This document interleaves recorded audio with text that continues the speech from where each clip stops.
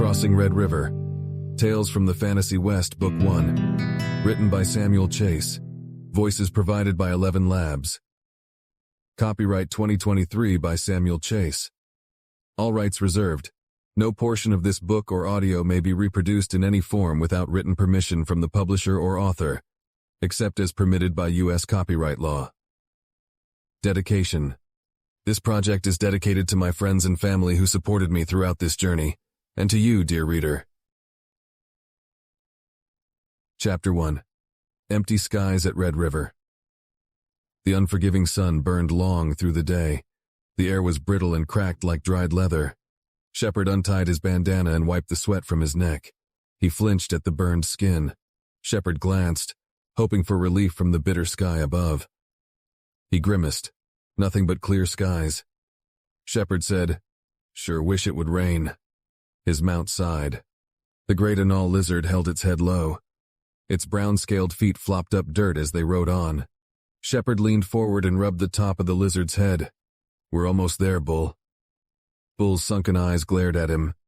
Shepard gave his mount the best smile his dry lips could offer. Bull shook his head and turned back to the trail.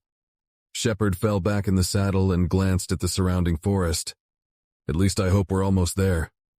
Several paces in front of Shepard rode two of his fellow outlaws, Solomon and Olive. Solomon scratched the hair on his chin as he studied a crude map. Several large sacks clung to Solomon's saddle. The words "Property of Greenwood Bank" marked each of the bags. Behind him, Olive sat relaxed atop her Great Anole. The sun showed her fine elven features as Olive's red hair danced off her shoulders. Shepard smiled as the scent of her perfume traveled back and graced him. What a woman. His smile broke as an irritating voice shouted from behind Shepard. "How much more looping are we gonna do? Ain't no way those Confederates followed us out here." Shepard turned to the weasel of a man leaning in his saddle. "We'll get there soon, Luis. When has Solomon ever broken his word?" Luis's beady eyes bent in irritation. "Wasn't talking to you." He almost spat out the last word. Bull snapped his head back and glared at the ugly man. Shepard squinted. "Sorry, Bull, did you hear a reeker giving birth?" Luis burned red. "You shut your mouth!" A low hiss poured from Bull. Shepard smiled. "You're right, Bull. He definitely looks like one." Luis bared his few remaining teeth and reached for his holstered revolver. As Luis gripped the handle, Shepard snapped his gun out. Luis froze as he eyed the iron barrel aimed at him. Shepard shook his head. "Not fast enough." Olive turned to them. "If you two start this up again, I'll snatch you boys in a paralyzing spell and drag your bodies the rest of the way back home." Luis scowled and lowered his hand. Shepard slipped the six-shooter back into its leather home with a short flurry. When he turned around, Shepard caught Olive looking at him. Grimness marked her beautiful face. Shepard flashed her a grin. Olive turned around. Shepard frowned. Did he do something wrong? Solomon said, "We have one more turn at the border river, then we'll head to Jones's hideout." Luis said, "Oh, that turn, right." Shepard looked back to see Luis's face twisted into a grin. Shepard said, "Something special coming?" Solomon said, "We will stop there to rest the anoles. I want to make sure we weren't tracked." Bull perked up at the word rest. Shepard nodded. Finally. The small gang worked around an unbeaten path in the forest. As they drew closer to the end of tribal territory, Bull's body tensed. His head turned to each side, surveying their surroundings. Shepard leaned to Bull's left side. "Something wrong?" The Great Anole's eye was focused, and a low hiss poured from his mouth. Shepard frowned and searched the area. The thicket of oak and pine covered their sides. Two squirrels chased each other between branches. Far off, a few birds chirped a light hymn, and Shepard caught a crow's caw within the songs. Other than that, he didn't notice anything out of the ordinary. Of course, Shepard didn't have the best hearing or eyesight, but he knew what to look for if a bushwhacker or tribesman was around. The others were relaxed too. Olive usually had some type of alerting magic trick set up. If anything or anyone came close, she would have known and told them about it. And what was with the grim look? Glancing back, Luis still had that stupid grin on. Shepard straightened. Bull had a knack for sensing when danger was nearby, like a strange sixth sense. Was Bull alerted by Luis? Both he and Bull hated the man. Either way, something wasn't right. Shepard gripped his pistol and readied for any coming attack. Solomon looked behind his shoulder and eyed Shepard. He glanced at Olive and said something Shepard couldn't hear. Olive shook her head. Solomon stared her down. She shrunk under the man's gaze. Olive then slowed her pace till she was next to Shepard. Olive smiled. How are you holding up? Shepard shrugged. Fine. You look tense. Yeah, did you get tipped off by any of your magic tricks? No, do you see something? I don't know. Just got a bad feeling. She raised an eyebrow, and a lock of her hair fell to her green eyes. Shepard met Olive's gaze. She looked away. So what are you going to do with your cut of the cash? Shepard rubbed his chin. I haven't thought about it. I guess I'll decide when we get back. Yeah. Olive stared at the back of her Anole's neck. She bit her lip, then whispered. Shepard. Solomon said. We're here. Olive, get up here. Olive gripped her reins tight but kept next to Shepard. Solomon hardened his voice. Olive. She shrunk back. I'm coming, brother. Olive rode up to Solomon. Shepard frowned. What was that about? Was she sick? Solomon and Olive pulled past a few patches of trees and stopped atop a small plateau. Solomon motioned for both Shepard and Luis to come alongside him. After catching up with his friends, Shepard stood in his saddle to get a better look at their surroundings. A vast river of murky red water rushed downstream within a low canyon. A mixture of pine, oak, and other foliage dotted the far-reaching plains past the shale walls. The gang finally reached the Red River, the border between the Texas Republic and the tribal territories. Solomon said, Shepard, take the lead and find a trail down the wall for the rest of us. Why not send Luis? He hasn't done anything all trip. Because your Anole is smaller than ours. Shepard sighed and kicked Bull forward. His Anole backed and craned his head at Shepard. Bull was still agitated by something. Shepard shook his head. Bull, stop messing around. The Anole planted his feet. Solomon said, You should have gotten rid of that stubborn lizard. Shepard said, He's bothered by something. Solomon paused, glanced at Luis, and said, Nothing is following us. He probably senses something in the river. Probably. He kicked Bull harder. The Anole hissed, but finally moved toward the ravine's edge. Just before Bull took the first step, Shepard heard the familiar sound of iron leaving leather. He glanced back to see Solomon and Luis drawing their guns. Olive had her head turned away. Shepard frowned. What's going on? The sound of thunder cracked as lead ripped through Shepard. Knocked from his saddle, Shepard plummeted into the small canyon. Bull screeched and took off down the rocky face. Confusion filled Shepard's mind as he met the murky water. Was he just shot? Did Solomon and Luis shoot him? Was it a mistake? Were they trying to hit something behind him? The cold water shocked Shepard's senses. His body and mind split. One was set on pure survival, and the other tried unfolding what happened. Shepard broke the surface as blood and water mixed. A part of him registered several splashes nearby, followed by the crack of gunshots. They shot him, were shooting at him. Shepard gawked. His friends were trying to kill him? The river grabbed Shepard and threw him downstream. He didn't know how far he drifted. Shepard's mind spun from confusion to unconsciousness and back. A jerk snapped Shepard out of his haze. His shirt ripped partially, and all momentum stopped. Shepard floated there, letting the water pass by. He squinted. The water was getting colder. Or was he? Shepard could feel the life drifting out of him. He muttered, I need to get to shore. Shepard pulled his head out of the water. He found himself near the shore of the river. A half-submerged log had pierced his shirt as he floated by. Shepard finished the rip and angled himself toward the river's sands. He floated till his body ran aground. Shepard crawled out of the water and onto land with his remaining strength. He had to keep moving, or that was it for him. Looking around, Shepard didn't know if he was on the side of Texas or the territories. The canyon walls were lower here than what Shepard remembered from before. But he couldn't see any easy way up the wall besides climbing. And in his condition, Shepard would bet he couldn't even step into a saddle. He took a step forward and then crashed. The coarse grass grated against his skin. Shepard rolled over and faced the empty blue sky. It took all his power to keep his eyes open. He knew he was dying. Shepard frowned. He thought it would have been more eventful. What should he be thinking of? What should Shepard's last thoughts be? A stray question strolled into his mind. Where did Bull go? Shepard remembered his Anole skittering down the cliffside, but after he couldn't recall. Shepard chuckled. His last thought was of a stubborn lizard. He let out a long sigh. Religion always rode behind death when people talked about the end of life. Shepard never was a churchman. He cursed. Shepard should have gone at least once in his life. Should he pray now? After all, Shepard was about to step up to whatever was on the other side, and he had no idea what to expect or if Shepard had to do something to get into heaven. Guess he was out of time for any of that. The sound of sand being crushed underfoot came to Shepard's left. Who could be out here in a place like this? Was it Olive or Bull? If not, they could be friendly. Shepard might live. He pulled himself up. A royal bighorn sheep stepped next to him. Soaked head to hoof, the sheep's dark purple wool shimmered under the sun. A wild entanglement of horns coiled around its head. Shepard flopped back.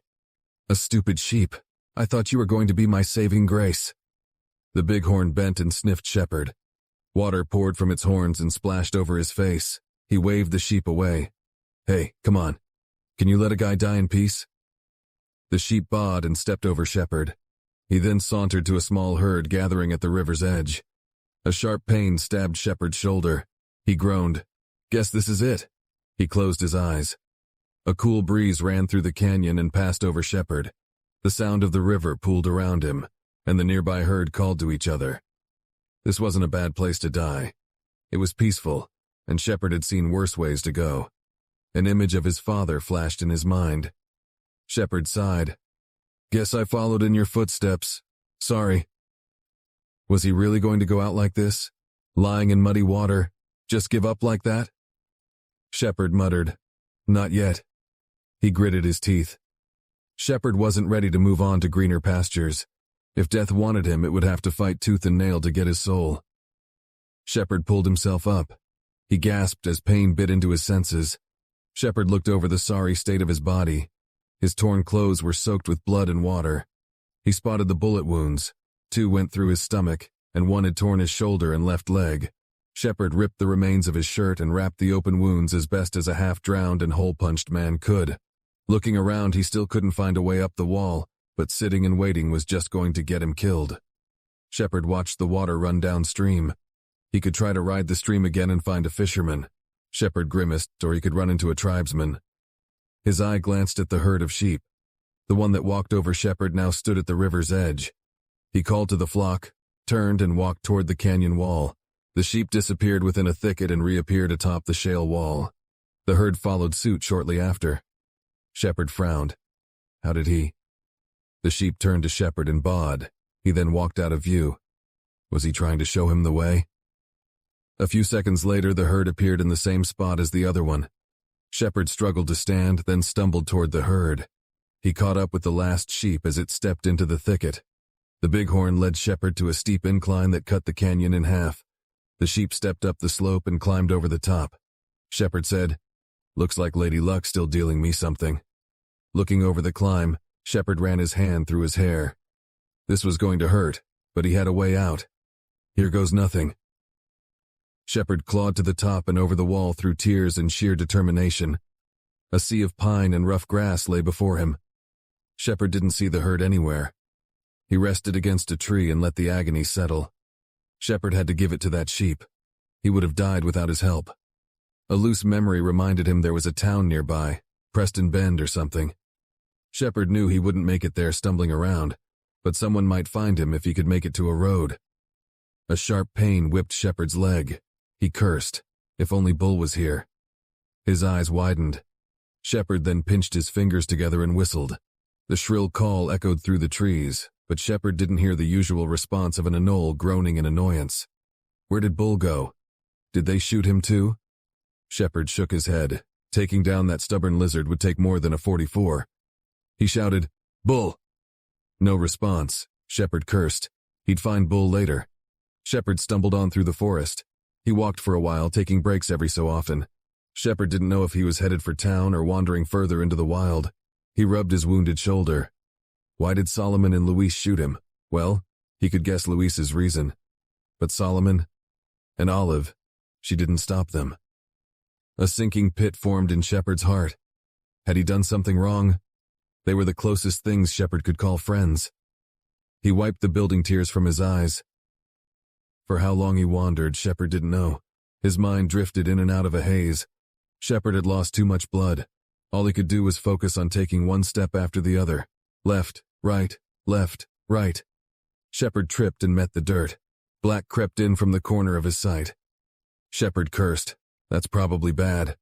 He attempted to climb to his feet, but his body gave out. Shepard crashed back to the ground. He clenched his fist. Shepard couldn't die. Not here. Not like this. As his eyes slowly closed, two blurry figures came into view.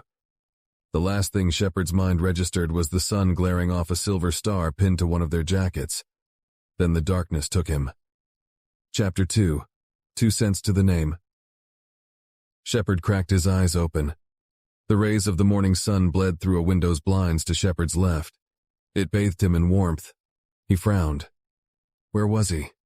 Was this heaven? Shepard groaned as a dull pain flooded his senses. No, definitely not heaven. Shepard sat up in the bed he found himself in. The room looked to be a repurposed office. To Shepard's right, a mess of chairs, files, and a desk sat against the wall. Several bloody bandages and a few medical tools lay atop the desk. A wooden cross hung on the wall above him.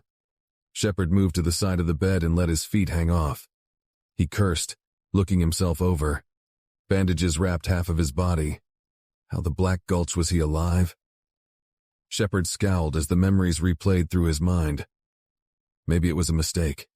They were shooting at something behind him. There was no way they had meant to kill him. The sound of boots stomping against wood came closer to the room's door. Shepard's chest tensed. He reached for a gun that wasn't there. Where was his gun? He didn't see any of his stuff nearby, only the medical items and folders. Whoever it was stopped at the door and twisted the knob. Shepard snatched and hid a medical knife under his blanket. He knew it was unlikely that whoever came in would try to kill him, but Shepard never felt easy unless he had a weapon within reach. The door opened. An old man stepped in carrying a stack of papers. He wore a simple brown tunic. Underneath, Shepard spotted several church symbols tattooed on the man's bronze skin. 2 horns broke through the man's white hair and curled to his ears. His yellow eyes shifted to Shepard. The cuebres, or horned man, sat the stack on the desk. He gave Shepard a warm smile. Good, you're alive. I was beginning to think you might not make it. Shepard rubbed his side. I don't know about good, but I am breathing. Where am I? You're in Preston Bend. He gestured to the room. This is the Church of St. Jude, and I'm Father Pedro. I'm Shepard. How long was I out? Around 3 days. 2 rangers brought you in. You should thank the Maker above for that miracle. Right. Did anyone come to town looking for me? Not that I know of. One of the rangers, Lloyd Graham, came in several times to check on you. Shepard rubbed his chin. Solomon and the others might have thought he was dead and moved on, or they were still looking for him at the river. If he didn't hurry, it would be hard finding their trail. Shepard needed to pay his debt off. He asked the old man, "How much do I owe you?" Pedro frowned. Sir, you don't owe me anything. You healed me? I should pay you back. I am not blessed with the divine gift, nor a magician by birth. When they brought you in, Mr. Graham gave me a St. Peter's brew to aid with your recovery. Without that generosity, I do not believe you would be sitting here this morning. Shepard sighed. That's going to be a lot. Where's this Lloyd? He and the other ranger are in the saloon across town.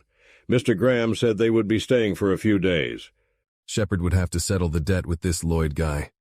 Shepard said, "Where are my clothes and gun?" They're in the closet outside this room. As you can see, I had no room to put it here. Shepard struggled to stand. The old man said, Now hold on, Mr. Shepard. You need to rest and wait a few days before you go on. You nearly died. I'll be fine. He limped past the priest and into the hallway. Shepard opened the nearby door. The small closet held several brooms, buckets, and a few Bibles. All of Shepard's belongings clung to the corner. He picked up his clothes and frowned. They've been washed and re-sewed. Fresh oil glistened off Shepard's boots, holster, pouches, and belt. The old man said, I took them to a friend. He used to own a leather shop. Shepard eyed the man. Did you return everything? Pedro raised an eyebrow. Yes, but I had to throw away your Confederate bills. Shepard clenched his fist. And why's that? I didn't steal, Mr. Shepard. All the bills had their ink washed away, balled up, and torn, so I threw them out. Look, you still have your coins in there. Shepard groaned. He had $34 in there. If all of them were destroyed in the river, Shepard had 4 silver bonnet coins left to his name. He shook his head. Why didn't they rob a Union or Republic bank? Shepard cursed the entire Confederate States for putting their stupid currency on paper instead of coins. Shepard looked through the rest of his stuff. Everything was there. Though checking inside his bullet pouch, Shepard saw that most of his paper cartridges were destroyed. He picked up one that looked to have survived the waterlogging. The paper casing was soaked to the powder, but that didn't matter. Fire Drake's powder burned wet or dry. Shepard checked the back of the bullet, where a small piece of cardboard clung on with the few remaining clumps of glue. A circle with one line bisecting the shape was carved into the cardboard. Shepard cursed. The fire enchantment was still there, but the Merlot that powered the spell was gone. Without that, this bullet was a sack of black sand. The same scene was on every other bullet in his pouch. Shepard's short dip in the river had eaten through the wax seal that protected the Merlot and washed it away. He eyed the priest. The old man looked at him with innocence. Shepard reached into his pocket, pulled out 2 silver coins, and handed it to the priest. This is for the stay and fixing my gear. Mr. Shepard, I live to serve. I don't need this. Then put it to your god or something. The old man shook his head and took the 2 coins. Shepard pulled on his clothes and flinched as his wounds groaned with every movement. Shepard buckled his leather belt and thumbed his holstered gun. He smiled. Having it back at his side felt good. What was he going to do now? Tracking Solomon and the others would be the next on his short list. Shepard started toward the church's front door.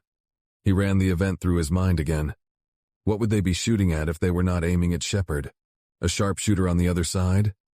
Then why use their pistols when both had rifles holstered to their anoles? Did they spot a Thunderbird? No, those terrors only flew with the storms.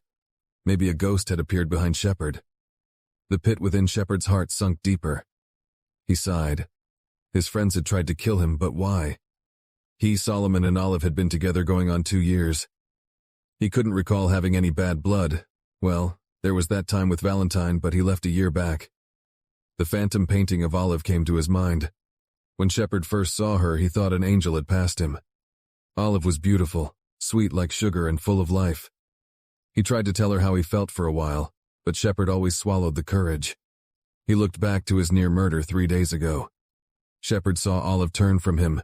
He bit back tears. Shepard would catch up to them and get answers, one way or another. First, Shepard needed to talk to this ranger. He didn't like leaving a debt behind, but Shepard had no idea how he would pay off a Pete's brew. He'd have to hurry, or his friends would disappear into the plains. Shepard opened the door and stepped out into the street. The sun burned Shepard's eyes as he stepped on the town's main road. He stared at the few scattered structures of Preston Bend. Townsmen walked about, heading to wherever busy kept itself. Shepard rubbed one of his bandages. The old priest said the rangers were in a saloon. He looked around. To his left, a man stepped into a post office. The sound of a hammer bending iron pinged from a smithy down the other way. Next to that sat a trading post, and at the very end of the town was a small structure with a beer mug sign hanging out for the main road to see. Around a few yards from the saloon, Shepard could make out a blurry shack near the Red River. An outline of a boat was crossing the water toward the other side. Shepard stepped off toward the bar. After talking with this Lloyd guy, he would have to swing by the trading post. Hopefully they'd have ammo for cheap. The saloon looked to be no more than a shack with 2 windows. A withered sign atop the small building said, "Tom's Pint." On the side of the structure, a hitching post held 3 great anoles. Each of them looked bored out of their lizard mind. Shepard shifted his weight. He still needed to find out where Bull went off to. Shepard whistled with 2 fingers. A few townsmen and a woman glanced at him. The 3 lizards looked over with mild interest, but Shepard didn't hear or see his stubborn anole. Great Anole's sense of smell and hearing wasn't anything special, but Bull always made it back to Shepard when he called, or at least let Shepard know he was nearby. Maybe the lizard finally headed off on his own. Shepard groaned, off with the remainder of his equipment. Bull would probably get lonely and find his way back to Shepard. Shepard stepped into the saloon. The smell of cheap beer and old sweat met him at the door. Inside, 4 tables sat at the center of the room with 5 chairs revolving around each. There was only one table taken at the moment. 2 men were at the far right table playing cards. Shepard eyed the revolvers sitting at each man's side. A short countertop, scarred by past bar brawls and maybe a gunfight, sat at the back of the room. Behind it, a woman was slumped over with several empty bottles next to her. A single door sat to the left of the bar, and to the right wall hung several posters. A few papers had drawn mugshots with the words "Wanted" plastered over them. One of the men playing cards turned to Shepard. The man looked to be in his late 40s, and his skin had a dark green hue.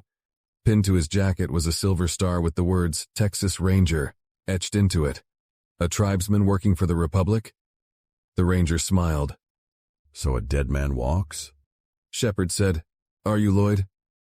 That I am. The other Ranger looked up. "My name is John F." Shepard looked to Lloyd. "How much do I owe you?" Oh. "The old priest said you gave him a Pete's brew to save me. I'll pay back the cost."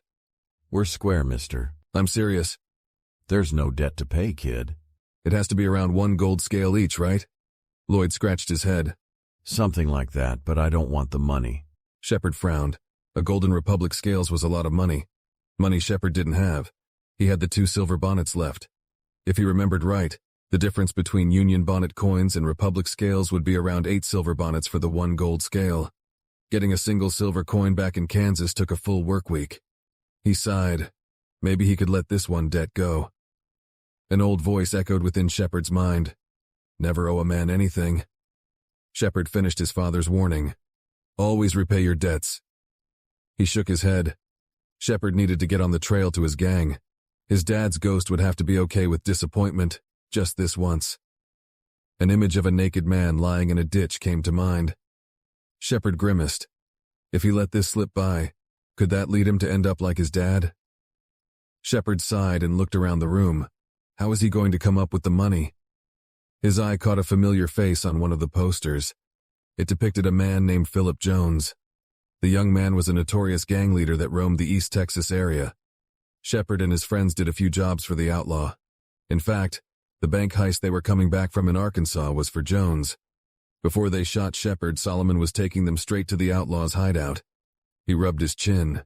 Did Jones have something to do with the betrayal? Shepard eyed the man's bounty. 10 gold scales, wanted alive. Shepard whistled. Jones sure did make a name for himself. If Shepard went and brought Jones in, he could claim the reward money to pay back this ranger. He could also get information from Jones on where Solomon and Olive ran off and use the rest of the money to recover his lost gear. Shepard turned to Lloyd. How long will you stay in town? Around 3 more days. Shepard took Jones's poster off the wall. I'll bring in this guy and pay you back. You're going after a notorious gang leader in your condition? I've done worse. Why are you so set on paying me back? I like to keep my debts clean with everyone. Shepard stepped out of the saloon and headed toward the trading post. Let's see how far 2 silver will get him. After an hour passed, Lloyd sighed and threw down his cards. John glanced at his hand. You going after the kid? What makes you say that? Lloyd, you always got to get involved. Lloyd stood. Not always. John threw down a card. Going on like that will get you killed one day. Lloyd smiled. I'll let the Lord set that date. We'll get back before Thursday. You know how Rip Ford gets when we're late. We're always on time. John chuckled. Only if we count on your time scale. Lloyd flipped on his hat and stepped out into the sun. Chapter 3. A Stroll into the Territories. Shepard stepped off the ferry boat. He sighed. It turns out 2 silver got Shepard just across the river with 12 bullets to his name. He loaded 6 into his revolver and placed the rest inside his bullet pouch. The ferryman shouted, "Maker's favor." He then pushed a button next to his chair. A rune atop a small pulley system flashed a bright red. The boat shifted and headed back to Preston. Shepard shaded his eyes and surveyed the area. It was just like he left it, a sparse land of trees broken by long stretches of grass. If he remembered correctly, Jones's hideout was around 6 miles north of the river. His gang had taken up an old farmstead that had been raided by the local tribesmen. Jones said there was a path marked by a lightning-struck tree. After that, you'd take a nearby trail for a half-mile through a forest. The hard part was finding the tree, but Shepard had a near-perfect memory. He memorized the map Jones gave to Solomon, just in case Shepard got separated from his group during or after the bank heist. The thought of the long walk ahead spurred a dull pain to ride up Shepard's back. All he wanted to do was have a nice beer and fall into a bed. He sighed. Too much time had passed since he last saw Solomon and the others. Shepard turned and watched the ferry stroll across the river. If he was walking into a fight, Shepard knew he couldn't take on a whole gang by himself, especially if Solomon and Olive were there. In Shepard's condition, he couldn't even kill Luis in a fair fight. Shepard should have asked for help. Those rangers may have come along. Solomon and Jones were wanted men in Texas, after all. Shepard turned back to the plains. If they'd agreed to come along, could he trust two strangers to watch his back? Shepard thought he could trust his friends. Who was he kidding? Shepard was a wanted man too. They would throw him in the iron pen along with Solomon and Jones the second they found out. No, he would have to figure something out before he got to the farm. Shepard shook his head. No use standing around. He looked at the memory of Jones's map and started down the trail. Shepard crouched by a dirt road. A breeze swept through the forest and cooled his skin. Nearby, several deer caught sight of Shepard and scurried further into the woods. A wooden totem depicting a malformed bird set upright on the other side. Several broken bows and rifles were piled around it. Shepard had been walking for maybe an hour or so. He kept his speed slow and did his best to leave little to no tracks. This was tribesmen's territory, and being spotted was the worst thing to happen. He'd never been in a full-on fight with any tribes, but Shepard had come across their aftermath. Scalped heads, dead men, bloody women, and missing children. Shepard shivered. He wouldn't wish their carnage on any man. A part of him wished Olive and Solomon were here. Olive was clever and a powerful magician to boot. Terror hung at Solomon's side. Shepard hadn't seen a single man or woman outgun his old friend. Black Gulch. He would have been okay with Luis being here. At least the weasel would have been an extra gun. The faces of his friends appeared in his mind. A bitter taste filled Shepard's mouth. What would he do when he found them? They tried to kill him, so shouldn't he do the same? An eye for an eye and all that. The betrayed anger building in his chest told him yes. He needed to make them pay, but he just wanted to know why. What would lead them to murder their friend? Shepard rubbed the sweat from his brow. He needed to focus on his surroundings. If Shepard was caught moping, he'd be dead. A little while later, Shepard felt his hair stand on end. He stopped. Oak and pine surrounded him, but Shepard didn't spot the one he was looking for. And what was this weird feeling? A quiet crackling sound came from within a nearby thicket as he searched. Shepard stepped toward the sound. Nestled between two charred trees sat a tiny sapling. It peeked out with a few crooked branches. Its jagged leaves glowed a faint bluish white, and lightning sparks danced across the sapling. Standing closer to the little wonder, Shepard felt a tingling sensation move through his body. He raised an eyebrow at the rarity. Shepard had heard of these before, but had never seen one. It was a shock oak. They were trees born from a lightning strike. Most of its kind were hunted and ripped from their homes, then sold off to magicians' colleges for learning. Shepard rubbed his chin. They went for a lot of money. Money Shepard could use. He reached for the tree but stopped just before touching one of its leaves. An insect flew by the small plant. A blue bolt hopped from the tree and scorched the bug to a crisp. Shepard grimaced. He also heard how dangerous these things could be. The power of a lightning strike lived in this tree. If he touched it. Shepard stepped back. He would come back for this. Once he figured out how to remove it safely. Shepard looked around the electrified tree and spotted a few tracks. The prints were from a Great Anole Lizard that led to a trail underneath a set of bushes. Whether the tracks were recent or old, Shepard couldn't tell, but it did mean he was on the right way. Shepard still needed a plan for when he got there. He rested his hand on his gun and followed the trail. Shepard would just play it by ear. The tracks broke from the tree line and carried on into a large clearing. The dirt trail strolled across the field and wrapped around a farmhouse. Around the building, Shepard spotted a few blurry silhouettes walking about. Shepard bit his cheek. The area had a few small trees here and there, but nothing that would hide his approach. If it was a different occasion, Shepard would have no problem sneaking in and dragging Jones out, but with how he was now, Shepard struggled to keep pace faster than a light jog lest he carried another body while moving. The best thing Shepard could think of was walking in as if he was still one of Solomon's gang members, getting a good look at the place, then making some plan there. This was stupid and risky. What if Jones was in on the betrayal? Shepard sighed. He never was good at planning things. That was Olive's job, and she was good at it too. Shepard couldn't wait any longer. What did that boatman say? Maker's favor? Shepard hoped Lady Luck was on his side. He walked out and made his way to the house. As he got closer, Shepard noticed the house was scarred from a battle. Half the roof was missing and a few parts of the wall looked to be blown off. A guard out front was bandaged up and bloody. Shepard thumbed his revolver. What happened here? Maybe one of the tribes attacked? If that were the case, then this place wouldn't exist. Tribesmen didn't have a reputation for letting people off, even if they had lost the first fight. Guess he was about to find out. One of the guards spotted Shepard. Hey, who's there? Here goes nothing. Shepard waved.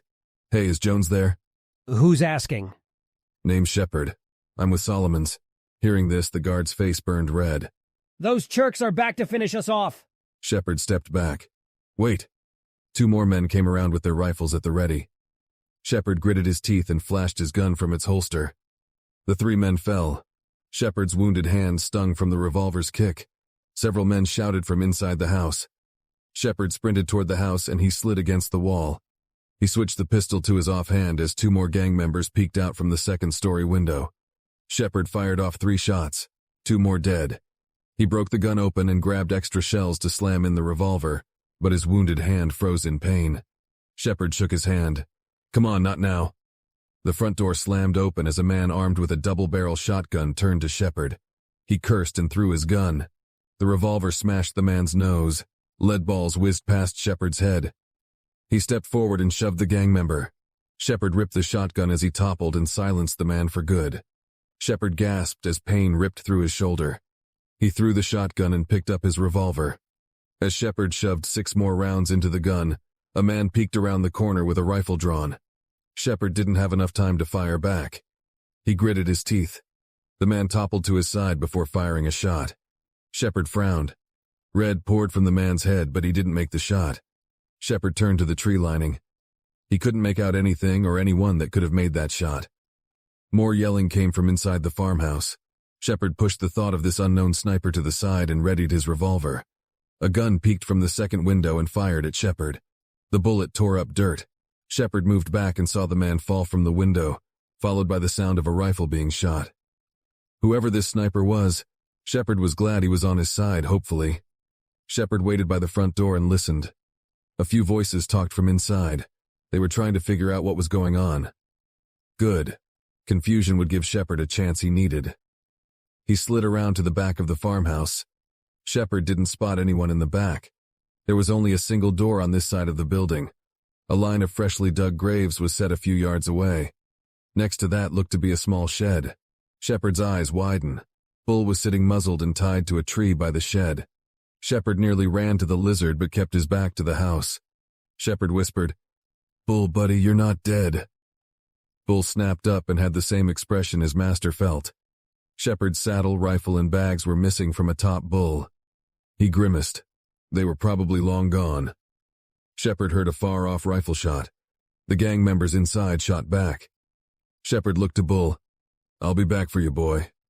He moved toward the door. His hands shook with pain mixed with adrenaline. This was going better than expected, but Shepard didn't see Jones. Neither did he catch any sign of Solomon, Olive, or Luis. That was a good thing the 3 were not here. Shepard hadn't figured out what he would do if he saw them. A dull crash came from inside, followed by several gunshots. Shepard took a breath and peeked through a crack in the door. The inside led to a large single room. Several chairs, bowls, and a table were scattered about the first floor. A man and woman were crouched by the front door. They held rifles and peeked out every once in a while. Shepard caught his breath. Was that them? Shepard squinted. The woman looked young, maybe 20 or so, and had short brown hair. The man was tall and didn't have any facial hair. The man was also holding a bloody rag on his neck. Both of them were human, not elves. Shepard sighed and took aim. He fired off 2 shots. The gang members fell silent.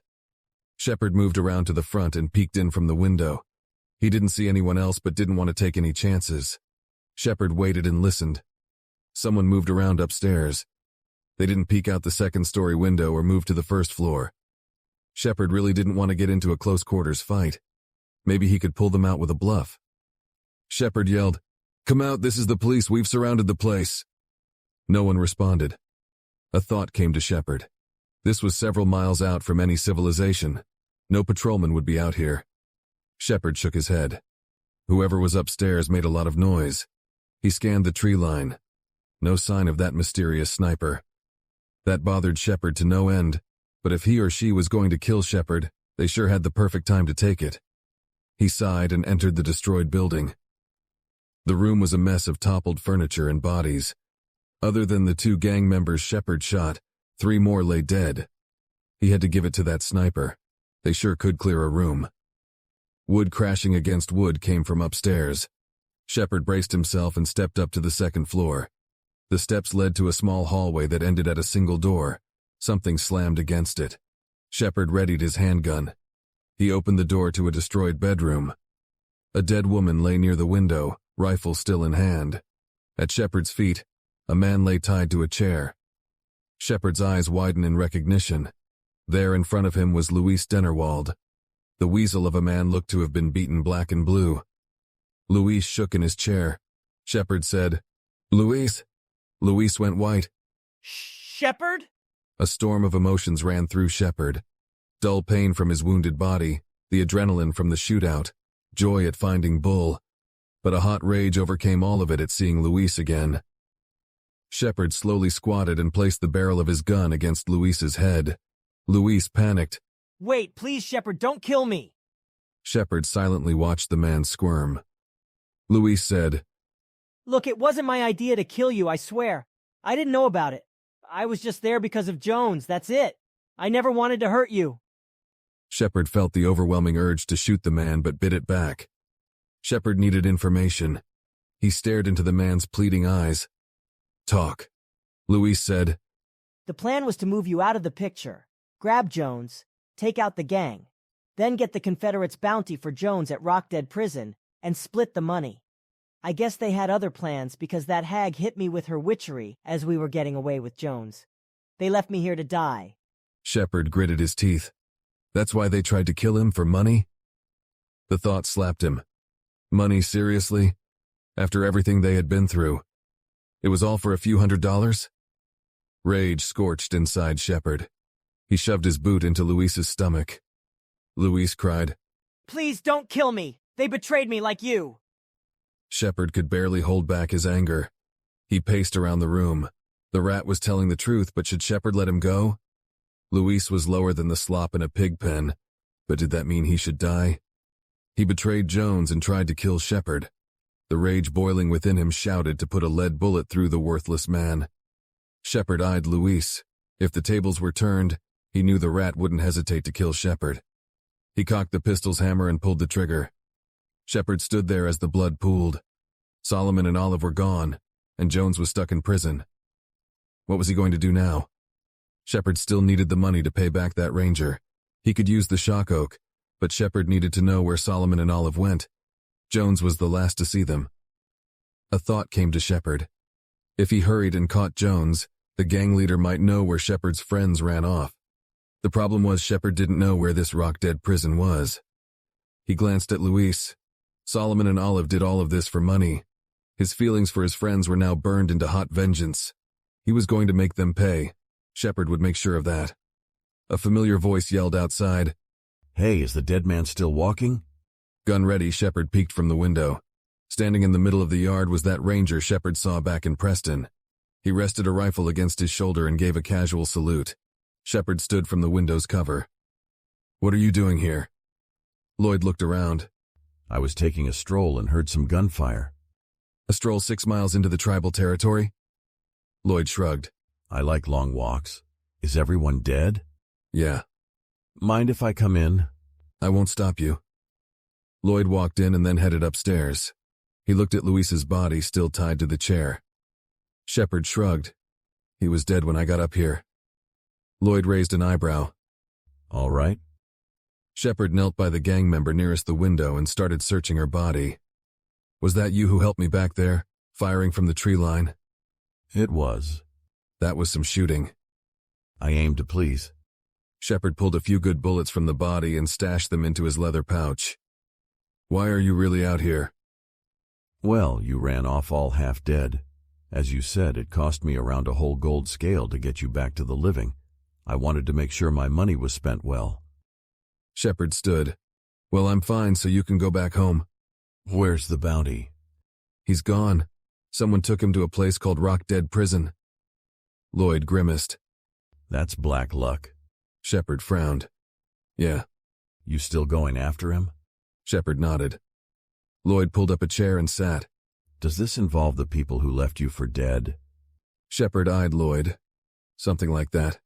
Look, I don't know your situation, but you should let go of this pursuit. What are you talking about? I've seen people in your situation, riding down the trail, settling scores. It never ends well. Shepard shook his head. So what? You want attempted murders to go free like nothing happened? No, the Lord always gets the weasels, whether by another man's action or other. Well, the Lord will have to settle with working through me. Look at yourself. You're already half dead. Don't you have anyone looking forward to you coming home? No one in particular. You need to rest and wait for a better time. I'm going. Lloyd sighed. You ever hear better a patient person than a warrior? Ever hear fortune favors the bold? Lloyd eyed Shepard. You know why they call it Rock Dead Prison? Because the mine ran out of ore? A year ago, an outlaw magician took over the salt mine. He killed every man that didn't make it out. The devil puppeteered their bodies with his magic and created a fort for himself. He murdered a lot of people. Black Gulch. Lloyd glanced out the window. A small group of impatient soldiers ran in after the outlaw. Rushing in with them were 2 war priests. Lloyd sighed. No one came back. The Confederates decided to flood the mine after 2 days of waiting. About a month later, a general thought the place would make a great prison site since half the mine was either filled with rotters or water. A mine filled with walking corpses. That was something Shepard did not want to hear. The phantom smell of rot and death came to Shepard's mind. He had an unfortunate crossing with a magician that controlled walking corpses once. The bushwhacker came at Shepard in the dead of night. He shot the magician dead, but the rotter kept coming at him. After nearly getting his face ripped off, Shepard managed to stab a glowing rune on the corpse's head. It drained the merlot and caused the rotter to collapse dead once again. The unholy feeling of rotting skin gripping Shepard's arm came to mind. He shivered. Shepard should back off from this. He could pick up Solomon's and Olive's trail somewhere else, but it might take weeks to figure out where they went. By the time Shepard found anything, they could have left the country. Shepard couldn't wait for him to heal or for a better opportunity. He had to go now. It was Shepard's only path to find his old friends. Shepard sighed. I'll take the risk. Lloyd eyed him briefly, then slapped his knees. All right, let's go get this bounty. Huh? You and me. Why? This Philip Jones is connected to several gangs and a Comanche war chief. His information would be worth gold if we brought him in. Shepard thumbed his revolver. He wasn't stupid. Shepard knew he needed help to get Jones, especially with the whole rotter problem. Black Gulch. If it wasn't for this Lloyd, Shepard probably would have died at the foot of this farmhouse. He glanced at Luis's body. Could Shepard rely on Lloyd? If friends would drop you for a few extra dollars, then what's the point in trusting anyone? Shepard said, No, I'll go alone. Lloyd smiled. Don't think so. Don't think so? I've made my decision, and there ain't no change in that. Shepard frowned. No, go back to Texas. You need help, and we both want Jones, so working together we'll get what we want. That's not going to happen. Shepard walked past Lloyd and down the stairs. He was about to leave the building when his eye caught something on the floor. Next to the tossed dining table lay several papers. Shepard bent and picked one that had a crudely drawn map of what looked like a mine. It showed a scattered mess of interconnected tunnels and caves. Several spots had been crossed off with a big X. A large circle covered the bottom right of the map, and the words "Danger, Rotters" were written inside. A red line started from an entrance to the far left and ended at an elevator shaft located at the center of the mine. Near the entrance, someone wrote, "Under the lake, mining headframe marks the spot." Next to the elevator shaft was written "Prison." He eyed the dead gang members around him. Luis said Solomon and Olive threw Jones in prison. Was the gang planning to break Jones out? It wouldn't be easy, but Shepard could use this to get in and out with Jones. He glanced back to the bold words, "Danger, Rotters." Shepard could follow the path straight to the prison with no problem if the Walking Dead were stuck in that area. All he had to do was avoid it. Lloyd stepped downstairs. Found something. Shepard ignored the ranger and folded up the map. He then walked out the back door. Bull sat up as Shepard loosened the ropes around his legs and broke the iron muzzle off the anole. The brown lizard nearly knocked Shepard over as he licked the man. Shepard chuckled. "Hey, watch it, I'm still hurt." Bull thudded his head against his master's. Shepard rubbed his now bruised head. Okay, it's good to see you too." Shepard patted the anole. "Where's my saddle?" Bull shrugged. Shepard said, "I thought so. Hopefully I can find another around here." Lloyd walked out the back door and stepped toward the two of them. The ranger raised an open hand to Bull, then scratched the lizard's head. The Great Anole stared at the man and then leaned into the ranger's scratches. Shepard frowned. Bull never let anyone touch him. It took around 3 months for Bull to even let Olive near him. Lloyd said, "You're a fine Anole. Haven't seen a mini Mississippi breed in a while." Bull stood tall and puffed out his orange dorsal fin. Shepard rolled his eyes. "Don't let his head get too big." Bull frowned at Shepard. Lloyd smiled. "No problem taking pride in oneself." Shepard walked over to the shed. Whatever. Inside the small building were dirty shovels, a few piles of old rope, rusted tools, some fence posts, an old saddle, and other assortments of farming equipment. The saddle was a little large for Bull, and its leather was cracked all over, but it was usable. He knew Bull would complain, but there was nothing else Shepard could do. He spotted a lantern hanging off the wall as he readied the saddle. Inside the glass sat a new lightstone. If he went into the drowned mine, there wouldn't be any light. He could use the lantern, but all that water would eat through the wax seal and destroy the Merlot. He needed something to cover the rock's rune from getting wet. Shepard rummaged through the boxes and found several sheets of copper paper hidden underneath a barrel. Shepard raised an eyebrow at the near-transparent foils. Olive used a couple of these for some magical purpose. Her best explanation was, they are for storing incantations. Whatever that meant. What was this doing out here? It wasn't any of the Jones people, or Shepard would have been blown to pieces by some spell. Maybe it was the farmers. He shrugged. Shepard could use this to protect the lightstone. He grabbed the rest from under the barrel and shoved the paper into one of the saddlebags. Then Shepard hooked the lantern to the saddle. He stepped out with his newly obtained gear. Bull eyed the oversized saddle. Before the lizard could protest, Shepard tied it over the anole. Bull groaned. Shepard said, "I know, Princess. It's not to your liking, but work with me. It's only for a little while." Bull whined but let Shepard finish strapping the old leather to the lizard. The anole shifted as the oversized saddle rubbed against his spine. A dull ache swelled from Shepard's leg as he hopped atop Bull. He rubbed his bandages. "Just for a few days. Then we can get a new saddle and rest."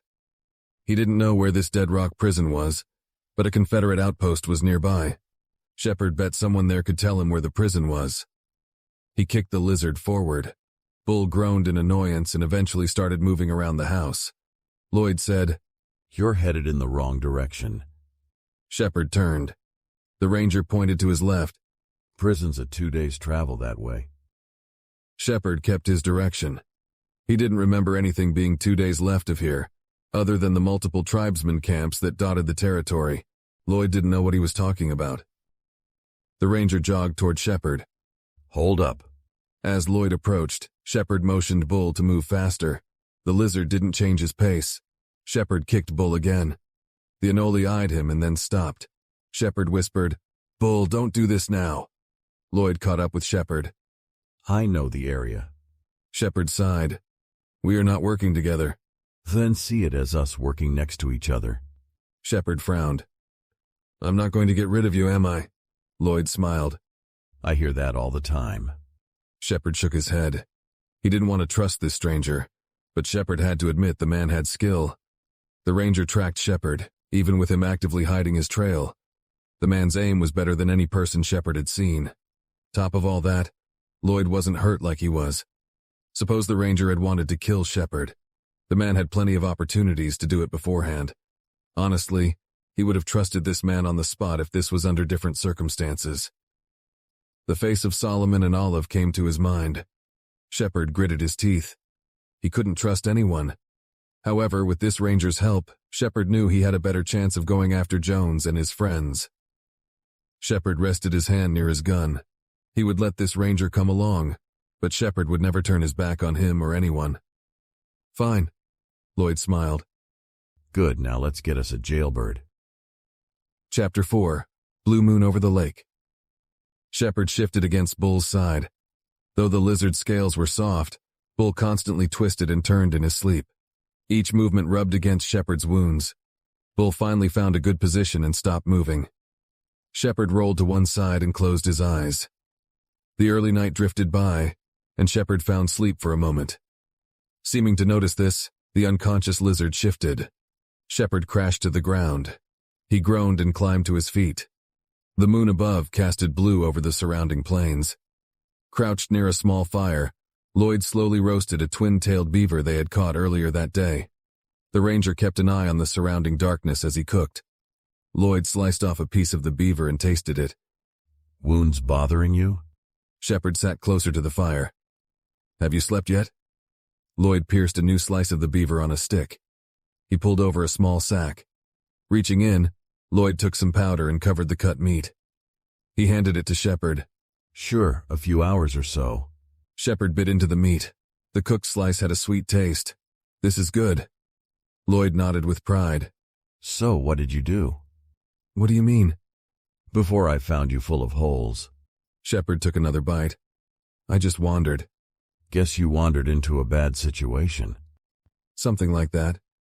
Well, believe it or not, I was an outlaw. Shepard frowned. Sure. This was before the war broke out, but I was part of a 30-man gang. We were mostly tribesmen, but had a few of you humans in there. We terrorized half of Missouri for a year or so.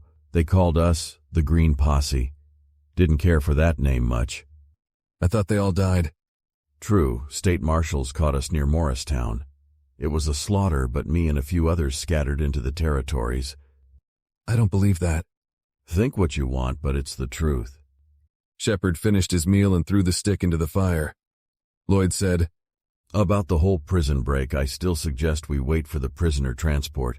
It shouldn't be more than 2 weeks from now. Shepard ran his hand through his hair. That would take too much time.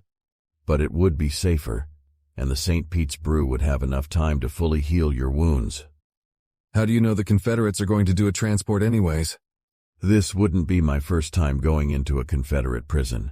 They like moving prisoners to jail towns further into the states. No, we have a quick way in and out with the map. If we grab Jones now, his information will hold more weight. Everything he knows will be useless 2 weeks from now. Lloyd nodded. It's true, but the info would be worthless if we both end up dead. I know what I'm doing. Lloyd shook his head. You a saved man? I don't go to church. It's more than just sitting in a pew. It's a relationship. Shepard rolled his eyes. Lloyd continued. You might want to settle the score with the Maker. With the trail you ride, you'll see him soon. Shepard shook his head and crawled back to Bull. He needed to get some sleep. The faster Shepard rested, the faster he could get moving. As Shepard relaxed against Bull, the lizard shifted again. He sighed and laid his head on the grass. Around midnight, the two men cleaned the camp and finished the last leg toward Rockdead Prison. By the time they arrived, the moon was held at 3 in the morning. After passing a thicket of pine, the two hid behind an overturned tree. Lloyd placed his rifle atop the log and looked through the rifle's scope. The ranger told him what he saw. Nestled within a depression in the land sat a lake. The blue moon bathed several large structures that poked from the murky water. By the lake, a walled fort stood around the remains of the submerged mine. Several guards patrolled the walls. Each had a single lantern with them. Lloyd grunted. That's pretty low for a prison. There are no more than 7 men out there. most sitting at a campfire near what looks like a barracks. Lloyd handed Shepard the scoped rifle. Using the map, Shepard surveyed the lake. There were a few old log cabins and several wooden remains of other mining structures within the lake. Shepard couldn't make out which one was the head frame the map spoke of. Shepard handed the rifle back. "Look over the water. See if you can spot the frame." Lloyd turned his rifle to the lake, searched for a while and said, "I got it. It's to the far left of the lake." Shepard removed his revolver and bullet pouch. He then placed it in a satchel near Bull. Shepard pulled a hidden string resembling a loose thread near his waist. The strand unfolded a hidden pocket. Inside, 4 specialized lockpicks lay tied together. Shepard nodded and then retied the string. He looked at Bull. "All right, Bull. You stay here and wait for us." Bull's eyes focused on Shepard. Shepard said, "I'll be back, I swear." The lizard rose and stepped toward Shepard. Shepard waved his hand. "Bull, you can't come with us." Lloyd placed his rifle, pistol, and bullet pouch under the log. He turned to Bull and patted the lizard's nose. "Don't worry, I'll keep him in line." Bull glanced at Lloyd, then sat back. Shepard looked to Bull. "So you trust his word but not mine?" The lizard curled up in the grass. Shepard shook his head and unhooked the lantern from the saddle. He pulled out the light stone. Shepard took out several sheets of copper paper. He placed the stone in the middle of the sheet and crumpled them into a tight ball. He put several more layers of copper over the stone. Lloyd said, "What's that for?" "An old diver showed me this trick he used when fishing for rock crabs." "You still want to go through with this?" Shepard sighed. "Yeah, I'm not looking forward to the tight spaces, though." "Then let's get to it." Shepard and Lloyd moved from their spot on the hill and snuck to the lake's shore. Shepard's body hurt as they moved. He slowed down for a bit to ease the pain. Lloyd went ahead of him. Shepard raised an eyebrow. He thought he was skilled in stealth, but this ranger was a ghost. Fast, silent, and most certainly deadly. Shepard decided it would be in his best interest to never cross this man. Halfway down, Lloyd said, 2 men with lanterns coming our way." Shepard cursed. They were too far to run back, and the only cover he or Lloyd could see was an old mining cart. The 2 made it to the overturned cart. Shepard pulled his hunting knife out. Lloyd grabbed his shoulder. "If they don't report back, the fort will know something is wrong." Shepard clenched his teeth. "And if they see us, we're dead." Shepard made out the blurry image of the 2 men. They walked along the lake's shore and would be on Shepard and Lloyd within a minute. He gripped the knife tight. Lloyd had a point, but Shepard couldn't trust the soldiers wouldn't see them with only a cart in the way. If the soldiers caught them, that would be it. He would lose his chance to get to Jones. Shepard's only chance at finding Solomon and Olive. He had to act. Shepard waited till the guards were near. He dashed out, sliced the first man's neck, and grabbed the second one. Shepard muffled his cry and then silenced the soldier with his knife. He tossed their lantern into the lake. The bright light flickered a few times, then faded to darkness. Shepard pulled a revolver from the dead guard's holster and crouched. A dark liquid stained his hands as Shepard waited for any sign of alarm. There was no cry, no whistle or flare shot. Nothing happened. It was just the moon, the faint chirping of crickets, and 2 dead men. Shepard sighed in relief. Lloyd said, "Shepard, you should have trusted me and waited. These men didn't have to die." Shepard removed his bandana and cleaned the blade. "Doesn't matter now. Help me hide the bodies." Lloyd reluctantly helped Shepard place the 2 soldiers within the cart. After tossing the pistol with the bodies and ensuring they were well hidden, the 2 slid to the shore. Shepard picked out the makeshift water lantern. "Let's hope this works." He snatched a loose stone from the grass. Shepard unfolded the copper sheets and struck the 2 rocks together. The light stone's markings sparked to life with a dim red glow. Shepard covered the stone in the copper paper again, then dipped the stone into the water. The makeshift lantern grew in brightness. Shepard sighed in relief. It worked. He took the lantern out of the water and covered it with his bandana. Shepard then placed the lantern back into his pocket. The frozen water choked the heat from Shepard as the men waded into the lake. He kept an eye on the fort. Lloyd made it to the elevator's frame first. "Lord, don't let us drown. Amen." They both took in a breath and swam into the deep. Shepard pulled out the makeshift lantern. With several layers of copper and his bandana covering it, the light was no better than a candle. Shepard searched the area for the mine's entrance. He only saw piles of molded wood, stones, and a few mining equipment strewed about. Lloyd poked Shepard and pointed a few yards away. A dark hole led deeper into the earth underneath the remains of a head frame. They both went back for air and then descended into the mine. The murky water obscured most of his vision, but Shepard could still make out the mining shaft. Most of the tunnel's support beams looked sturdy enough, but a few were scarred by rot. Nailed to a few beams was a small iron bowl. Dead lightstones sat in each of them. The two continued deeper into the tunnel until the path broke off in 4 directions. The 2 left routes were blocked by debris, but the 2 on the right looked clear. Shepard pictured the map in his mind.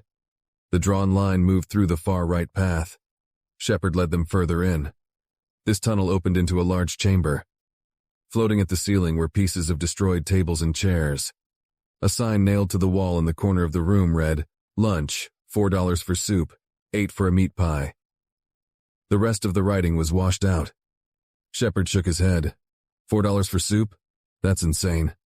Taking out the underwater part, he could never see himself working in a place like this. Tight spaces, no sky, always a threat of a cave-in, or worse. No, a man was born for the open air, not being stuck in the earth.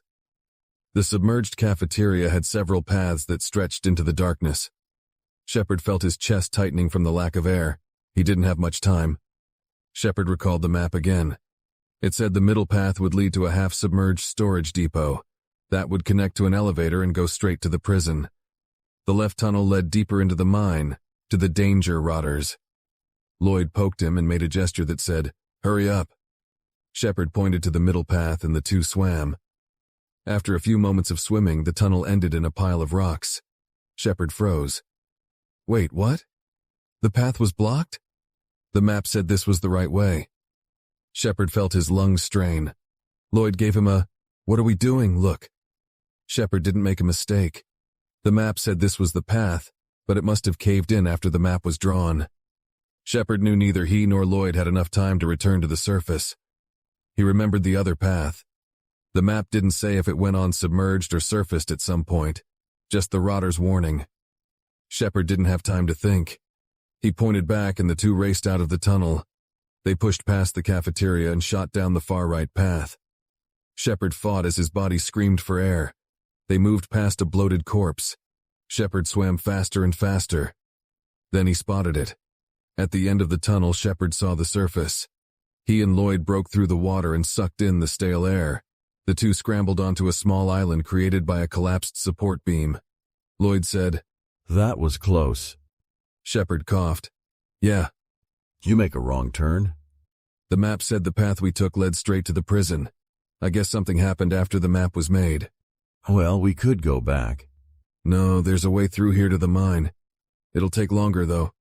"Didn't it have danger rotters written over it?" Shepard grimaced. "Yeah, but we're here." Lloyd scratched the back of his head. 2 men armed with knives against walking corpses. Guess I've had worse odds." They stepped off the beam and splashed into chest-high water. Deeper and deeper the 2 went. The stale air reeked with rot, and the faint murmurs of voices pooled into the tunnel. The mine shaft rose gradually as they walked. By the time they reached the end of the tunnel, the water was to their boots. Shepard crouched and peeked into the next room. The makeshift lamp showed a small cavern half blown to rubble. Several molded bodies were scattered around the room. The corpses wore the tattered remains of mining clothes, and a few others wore the Confederacy's gray uniforms. Ash caked the cave walls, and a few spots along the west side had humanoid shapes marking where a poor soul was scorched. The light gleamed on a reflective surface near the north side of the cave. The corpse of a woman lay against the wall. She wore the remains of plated armor. Shepard spotted a red cross covering her chest piece. He kicked a loose stone into the room and stepped back. Shepard turned his head and listened. Nothing cried out. He leaned back in. Nothing moved. Lloyd looked over Shepard. "Inviting, huh?" The 2 stepped into the room. Shepard crept over each body, ensuring to not disturb a pebble. Passing over a dead miner, Shepard saw a rune burn on the man's forehead. The empty eyes watched Shepard as he passed. Shepard clenched his teeth and crept to the end of the room. Lloyd knelt by the armored woman. He reached into the armor and pulled out a silver pendant. Shepard whispered, What are you doing? You could wake a rotter. Lloyd looked around the old battlefield. Don't think so. None of them have Merlot left. Shepard gripped his knife tight. Hurry up. Lloyd pocketed the pendant and snatched a revolver and ammo off a dead Confederate. Better get you a gun. They aren't going to need them. Shepard peeked into the next tunnel. We won't need one if we don't get caught. Lloyd shrugged as he snatched another revolver and slid it into his belt. Suit yourself. As Lloyd came close, Shepard said, Give me one. There's plenty around. Just hand me one. Lloyd pulled out his extra revolver and gave it to Shepard. He then picked up another one from the floor. Lloyd handed a few bullets to Shepard. The Merlot marks are nearly gone, so expect a dud or two. Shepard wiped the gun's handle and slid the revolver into his belt. He looked back to his mental map. This path led them to the bottoms of the mine. Shepard noticed a tunnel down there that broke off at an intersection. He followed the tunnel till it stopped at the elevator shaft, the same shaft the original path was headed to. Shepard said, We go through here, take a side passage, then it should be a straight shot from there. Now at the deepest parts of the mine, the bodies were everywhere. The rotters' moans crawled from the rocks themselves. Shepard shivered. He could not wait to leave this cursed place. They stopped at a large intersection. Several minecart rails tunneled from the darkness. They crossed each other's path and headed into other tunnels. If the floor wasn't covered by splintered wood, iron braces, or salt, it was by the bodies of the dead. The majority of the miners had that same mark burned on their foreheads. There were a few that didn't have a rune, though. What remained of them was a pile of pulled bones and torn clothes. Shepard swallowed fear. Some of the corpses' runes glowed a faint red. A few bodies lay near the wall at the far right of the room. They wore Confederate clothing. Shepard was about to step in, but he froze as his eye caught movement. From the darkness of the west tunnel, a walking corpse stumbled into the light. His tattered miner's clothes clung to the rotted flesh and visible bone. The two holes where its eyes were supposed to be oozed a dark liquid. A mark upon the corpse's forehead glowed a dim red. Shepard shoved the light into his pocket as the rotter moved into the room. Lloyd whispered, Something there? Shepard gripped his pistol and knife in each hand. Rotter. Did he see us? Shepard's heart raced. The phantom image of the rotter's empty eye sockets bled into his mind. Lloyd tapped Shepard. Hey, you there? I don't know. Do you remember what tunnel to go next? Shepard nodded. Then he remembered Lloyd couldn't see the gesture. Shepard said, There are two paths north of here that lead to the elevator. Lead me and let's move. And the rotter? If we don't scream at it, we'll be fine. What if we wait for it to leave? It'd be a mistake to waste any more time. The camp will be fully awake in 2 hours or so. Shepard cursed. Yeah. He took a second to steady himself, then peeked into the dark room. There had to be around 5 runes that still had marlet in them. The rotter that stumbled into the room wandered around, kicking up rocks and other debris. Shepard gritted his teeth. He only got a glimpse of the room before the rotter came, but Shepard could make out where to step and not. He grabbed Lloyd's arm, breathed, and crept into the room. Shepard and Lloyd matched the rotter's movements to mask their own. They had made it to the middle of the room when Shepard stepped on a piece of wood. It cracked. Both men froze. The lying dead stayed, but the wanderer stopped. A dry moan broke from its decayed lungs. It stepped toward them. Shepard squeezed Lloyd's arm tight. Black Gulch fighting one of these things with only a knife was suicide. If he shot it, the whole room, probably the entire mine, would wake up. What could he do? Lloyd whispered, Just wait. The corpse came within 8 feet of the men. What wait? That thing was about to reach him. It would know they were there. Shepard readied his blade. The creature closed in. Shepard's heart pounded in his chest. If he just aimed for the rune, it would destroy the corpse. 6 feet. Sweat pooled in his grip. If Shepard missed, it would be a brawl. He raised his knife, but Lloyd caught his hand. Shepard gritted his teeth. The man was trying to kill him. The rotter stopped a foot away from them. The overwhelming stench attacked Shepard's senses. Then the rotter spoke. Shepard frowned as the corpse said, Slacking, no slacking. Work miners must work. The rotter turned its head and stepped away from them. It walked around the room, then stepped back into the tunnel from which the rotter came. Shepard and Lloyd stood in silence for a moment. Once he felt safe, Shepard quietly sighed. Lloyd said, "You can take the lantern out." "Are you insane? There's still 4 in here." "It'll be fine. You showed a light on it before. These rotters didn't stand up, and the one that walked in didn't rush you down. Also, your pocket isn't a good place to hide a light in a pitch-black room." Shepard glanced at his pants. Sure enough, the lightstone bled straight through the fabric. It was not bright, but in a dark room it was a sun. Shepard pulled the rock out. He cursed. Shepard was too focused on the rotter to notice a blunder like that. Lloyd said, "From that, I guess their eyes were gone. All they had left was their ears, which weren't good either. It took a loud snapping of wood to get his attention instead of our whispers." Shepard shook his head. If he attacked that rotter, they both would be dead right now. Shepard had to give it to Lloyd. This was the second time the ranger saved his life. He chuckled. Maybe paying the man back was going to be impossible. The 2 men continued with caution. The tunnel rose gradually as they went along. Passing a few more intersections and a cave-in, Lloyd stopped at a side passage. Shepard peeked around the corner. The walls were scorched black. Covering the floor lay the scattered remains of several charred skeletons, and a damaged cobblestone wall stood at the end of the short tunnel. Lloyd said, "I want to take a detour." He snatched the makeshift lantern from Shepard and walked into the next room. Shepard said, "Lloyd, didn't you say we don't have time?" The ranger paid him no mind and stepped in. As the darkness grew around Shepard, he shook his head and followed after Lloyd. The phantom of some final battle lay inside an old church. Most of the sanctuary's interior was smashed or burned, except for a wooden cross at the back wall. Confederate and marked corpses covered the floor. In the middle of the room, a man wearing the remains of an officer's uniform lay. His bottom half was missing. A name tag marked the officer to be Colonel Mustard. Lloyd knelt near another body on the other side of the room. Whether it was a man or a woman, Shepard couldn't tell, but it wore plated armor like the woman from before. Lloyd sighed and took a pendant from the corpse. He patted its shoulder, then stood. Pocketing the pendant, Lloyd handed Shepard the light. "Come on." He walked toward the exit. Shepard said, "Did you know them?" Lloyd stopped but didn't turn around. "Something like that." He stepped into the hallway. Shepard glanced at the armored corpse and then left the destroyed church.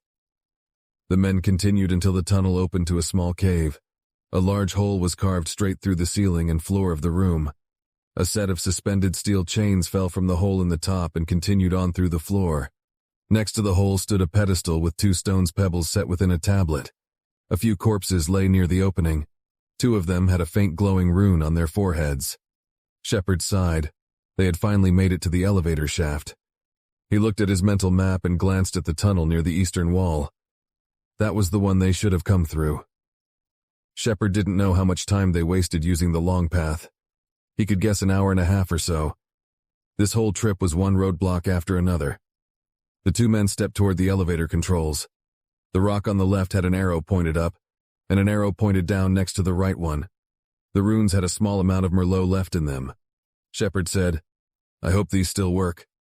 Lloyd said, "If not, we'll be climbing." Shepard peeked over the side. The shaft fell several floors. At the bottom sat the elevator cart. A massive stack of bodies covered it and the surrounding floor. Lloyd stepped next to him. "Jesus is a friend of mine." Shepard whispered, "What?" "It's a murder pit. Most of them have prison uniforms. That man on top of the pile looked to have died only yesterday." He scratched his neck. "I hope our man isn't down there." Shepard squinted to see which one Lloyd was talking about, but couldn't make out any detail from where they stood. Shepard thumbed his revolver. If Jones was down there, then all of this would have been for nothing. He glanced up. The shaft rose 6 floors. On the 3rd floor, scaffolding was built into the wall that climbed to the 1st floor. A large pulley system dangled at the top of the elevator shaft. The iron chains that held the elevator coiled around the mechanism. Shepard and Lloyd ducked back as they spotted a man sitting near the hole. Shepard gripped his pistol. Did he see them? The sound of a door opening echoed from above. A man's voice said, "Finally, you taking my shift?" The other spoke in a harsh accent. "No, Lieutenant is calling a meeting." "Why?" Someone found Brooks and Ward dead. What? Shepard cursed. The man with the harsh accent said, Yeah, they don't know if it was a bushwhacker or tribesman that got him. Stein is pulling everyone together till the captain comes back. Did a prisoner break out? No, they are all accounted for. Wasn't a fan of Ward, but Trot. Come on, I don't want to be last in. Okay, let me toss the rest of this crap. The sound of boot meeting wood cracked from above. A wooden crate crashed down the shaft and broke at the bottom. The impact echoed throughout the entire elevator shaft. Both Shepard and Lloyd grimaced. Soon a choir of rotters groaning filled the mine. From above, Shepard heard an iron door closing. Lloyd turned and kicked the two moving rotters down the shaft before they could get up. Get that elevator moving. Shepard pressed the rock with the up arrow, but nothing moved. Undead stalked from the tunnels and slowly surrounded the two. A few of the rotters' fogged eyes stared at Shepard and Lloyd with hatred. Shepard said, "Black Gulch, they can see." Lloyd took out his knife and slashed one of the corpses' heads. The rotter stepped back, then leaped for Lloyd's throat. Shepard tried the console again, still no movement. He cursed and smashed the rock. The runes burst to life from the impact, and the elevator's chains shook as it pulled the cart from below. Shepard said, "It's moving." Lloyd kicked another rotter back. Shepard, behind. He turned to see a corpse clawing for his eyes. It was too close for him to dodge. The rotter slashed Shepard's face. He yelled as his left eye filled with red. The rotter dug its nails into its prey. Shepard's body reacted too fast for his mind to realize the mistake he was about to pull. Shepard's hand ripped his pistol and fired into the corpse's skull. The blast shattered the rotter's head, and he collapsed to the floor. Shepard's ears stung from the shot. Lloyd said something, but all Shepard heard was ringing. Shepard kicked another corpse back and glanced over the edge. The elevator struggled to rise above each floor. The mound of corpses stressed the pulley high above. They would be overrun before it got to them. Shepard's mind screamed in terror. On each floor below and above them, dozens of rotters stared directly at him. As the ringing faded, Lloyd yelled, "Climb." He jumped to the elevator chains. Shepard followed after him. The two clung to the cold steel as it slowly rose. Shepard took in a breath. They were going to make it. Then the elevator jerked back. Shepard glanced below. As the cart rose to each floor, the rotters hopped atop it. The ones with eyes glared at the two men. Shepard shouted, "Lloyd, below us." Christ. Looking up, the pulley struggled to hold the mounting weight. An idea shot through Shepard's mind. It was stupid, but what else was there? He said, "Lloyd, jump to the scaffolding and shoot the pulley." Lloyd looked at him like he was crazy, then nodded once. Shepard swallowed the fear and leaped. Death gripped onto the wooden supports. Lloyd jumped off and caught the support above Shepard. The wood cracked. Lloyd's beam snapped in half. He fell. Shepard cursed and grabbed the ranger as he flew by. Shepard's arm screamed as the agony shot through him. Tears of pain fell down his face as Shepard's old wounds tore open. He fought to hold on to both Lloyd and the scaffolding. Lloyd slammed against the mineshaft's wall. The cart was getting closer. The undead eagerly waited to maul their prey. Shepard yelled, "Lloyd, take the shot!" The ranger shook his head and slid out his revolver. Shepard braced his ear as Lloyd took aim. Nothing happened. Shepard looked to see Lloyd slamming the hammer on 5 shots. None of the bullets fired. Shepard cursed. They were all duds. Lloyd shouted, "Christ, let this one work." He pulled a hammer on the last cylinder and fired. Thundered crack from the gun. The pulley snapped from the scaffolding and the cart crashed into the mine below. Shepard helped Lloyd grab a new support beam. "Nice shot." "I can't hear you." Shepard frowned. "What?" The two men shook their heads and climbed to the top. Both Shepard and Lloyd sat back and took in the stale air. Pain flooded Shepard as his adrenaline fell. Several of his old wounds were bleeding. On top of that, Shepard's left eye stung like no other, and he couldn't see out of it. Shepard used his knife to slice off his shirt sleeve. Cutting it to strips, he wrapped his wounds with the makeshift bandages. Lloyd huffed. "Thanks for the save back there." "Whatever." Shepard took a ragged breath, then said, "You saved me twice, and I still have that money to meet." Lloyd shook his head. "What is it with you and keeping scores?" Shepard shrugged. "Something I got from my father. Let's rest, then move." The iron door slid open. 2 confused soldiers walked into the room. One of them said, Who are you? Shepard mumbled, Black Gulch. Chapter 5. Jailbirds. The guards helped Shepard and Lloyd through the door. The first soldier was a man in his 20s. His blonde hair hid underneath a miner's cap, and the man's uniform was ornated with golden strands. The other soldier was an older man. Stocky and tall, the man carried a burn scar across his face and wore a plain uniform with 2 stripes on the sleeves. A metallic name tag marked the young soldier as Stein, and Scarface as Rogers. Scarface turned and locked the iron door behind them. The room was filled with an assortment of boxes and open crates. Uniforms, door alarms, cleaning, and a few other words marked each box. A wood door clung to the stone wall on the other side of the room. The ornate soldier said, "Mind explaining who you two are?" Lloyd looked to be struggling for a believable lie. Shepard frowned. What could they say? They were miners who survived the undead horde and lived down there for half a year? That was a long shot. Shepard's remaining eye caught the silver pendant dangling from Lloyd's pocket. He said, "We're treasure hunters." Scarface said, "Grave diggers." Lloyd smiled. "We heard no one went into the mine after the fight with that magician." The ornate soldier said, "So you thought there would be something of value down there?" Shepard and Lloyd nodded. Scarface said, "Find anything?" Shepard said, "Nothing but rotters." Scarface looked to the ornate soldier. "What do we do with them, Lieutenant?" "We will keep them till the captain comes in the morning. He will know what to do." Lloyd said, "We could leave and get out of your hair." The lieutenant shook his head. "Nope, you're going to wait in a cell. Please hand over your possessions." Shepard thumbed his knife and revolver. He could get them both. Then he and Lloyd could move into the prison and find Jones. Shepard's body ached. He couldn't win a fair fight with the state Shepard was in, so he would have to wait for the right moment to act. The wooden door opened just as the 2 soldiers broke eye contact with Shepard. He cursed as 2 more guards stepped in. There goes that plan. The guards searched Shepard and Lloyd, taking anything they found. Scarface took out the improvised lantern. He raised an eyebrow. Lloyd said, "Old fisherman's trick for underwater light." Scarface said, "Smart idea." Another soldier pulled out the 2 pendants from Lloyd's pocket. Lloyd said, "Mind if I keep those? They belong to some friends of mine."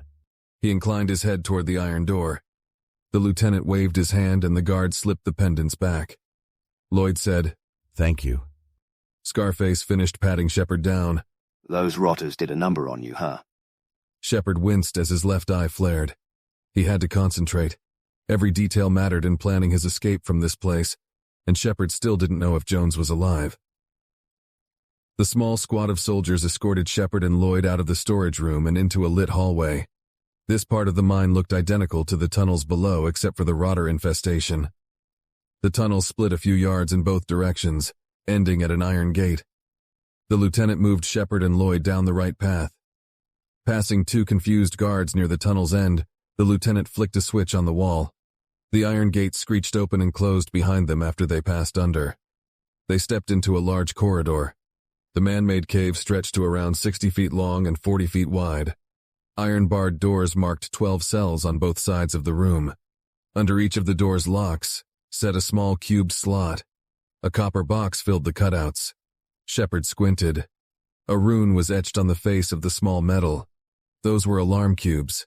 Shepard tried to focus on one of them, but he couldn't see how complex the rune was with only one good eye. Shepard would have to find out when he got into a cell. A wooden staircase climbed the end of the corridor. It led to a guard tower near the ceiling. Hidden underneath the stairs sat an iron door. A soldier stood from within the watchtower and looked over the railing. "Who's that?" Scarface said. "Found them at the broken elevator. Said they were treasure hunters snooping around the cursed mine." "Treasure hunters? What idiots." Shepard searched each cell to see if he spotted Jones as they walked. He couldn't tell anything other than each cell had at least 1 person in there, and they were well lit. Scarface stopped Shepard and Lloyd at one of the cells. Above the door, the number 7 was painted bright green. Scarface said, "Here's your room." The lieutenant looked to the guard tower. "Is William or Haas up there?" The tower guard looked back and said, No, they went topside for their break." The lieutenant groaned. then turned to one of the soldiers beside him. You watch this cell. He said, "This makes 3 shifts." The lieutenant nodded. It's only for a few minutes. I have to sort out a few things with the other blocks. After, I'll send William and Haas to keep you company when I find them. The soldiers shoved Shepard and Lloyd into the cell. Then Scarface shut and locked the door. The small squad walked off, whispering to each other. Shepard caught the last part of their conversation. Scarface said, They had to be the ones who killed Brooks and Ward. The lieutenant said, It's possible. Shepard couldn't hear the rest as they faded into the tunnel. He rubbed his sore arm. Neither Shepard nor Lloyd had weapons. He saw few guards, but the ones down here were armed with 2 pistols and a repeating rifle or shotgun. They also came in pairs, except for their door guard. However, the soldier in the tower had sight over the whole cell block. Taking the 2 down without a gun will be hard. When he got out, if he got out, Shepard had 24 cells to check. That's if Lady Luck put Jones in this cell block. He still didn't know if Jones was alive. Top it off, they were about to get more eyes watching them. He sighed. This wasn't his first time making a jailbreak, but this was looking to be his last. Shepard leaned against the cold wall. What would have happened had he not killed those men at the lake? Thinking back on it, they weren't even walking close to the minecart. It might have been easier had he not killed them. At least if Shepard and Lloyd did get caught, they wouldn't be suspected of murder. Black Gulch, waiting for the prisoner transport, would have been easier. They could have hit it on a trail and vanished into the countryside. He glanced at Lloyd. Shepard should have listened to the ranger from the beginning. He shrugged. They were in too deep now. Shepard and Lloyd might as well continue this train wreck. Shepard lowered his voice. Got a plan? Lloyd raised an eyebrow. Plan? You didn't have anything for when we got in? I'm working on one. We should head back through the mine. I say we cut our loss and wait for the prisoner transport. Shepard leaned toward the advice, but they were here. Jones could be nearby. How about I look around first? You don't know when to fold, do you? I can take a look, and if there's no sign of him, we leave. But if he's here, we can break him out and run. Lloyd smiled. You certainly have bull balls, kid. If I remember correctly, Confederates keep a list of prisoners in their cell block. It's usually in the guard tower, though not always. There's also a full catalog in the warden's office. Okay, that sounds easy enough. I'll search for Jones. I can move quicker if I'm alone. And our escape? We move through the mines like we planned. Lloyd sighed. All right, get to it. I'll make way for us to get back into the mine. After, I'll give cover if need be. Shepard folded his arms. He didn't know how much time he had before more soldiers came, but Shepard couldn't rush this part. He had to be perfect, or Shepard and Lloyd would die. He sat back and counted to a minute. Then Shepard moved toward the door. The guard stood to the right of the cell. No one else was in the cell block. He could barely see the guard tower, but from his position no one was watching the floor. Shepard studied the cell door and spotted the alarm cube. He reached out the bars of the cell door, then froze. The guard shifted. He stretched and yawned but didn't turn to the door. Shepard waited a few seconds as the guard settled back against the wall, then rubbed his fingers over the etching on the cube.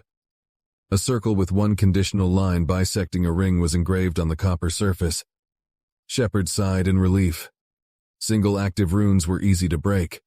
The rune only had a single condition that would turn on the effect if met, which, guessing by this being an alarm cube, would be unlocking the lock without the key.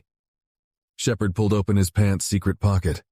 Taking one of the lockpicks, he flipped it around to the side with a thick spike. Shepard placed the point into the rune's etching. Slowly he traced the circle while avoiding the single conditional line. Shepard periodically traced the glyph a few times, only stopping to watch the guard. He had to lean back 2 times as the soldier in the watchtower stood and surveyed the cell block.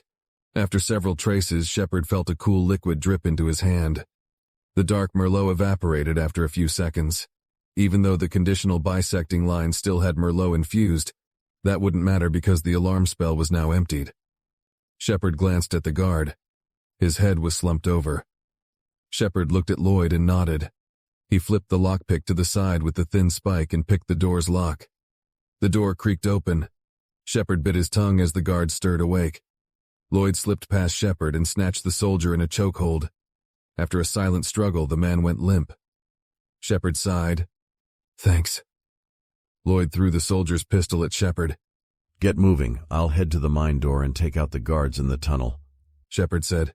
"Good luck." Lloyd smiled. "Don't need it." Shepard grabbed the key ring and a dagger off the unconscious guard. He peeked out the door. Both ways were empty. Up in the tower, Shepard saw only the top of the guard's head. He must have sat down or something. With no alarm being raised, the two snuck into the hallway. Lloyd glided to the other side of the corridor. As the silent ranger went, a pinch of worry entered Shepard's mind. What if Lloyd ran off?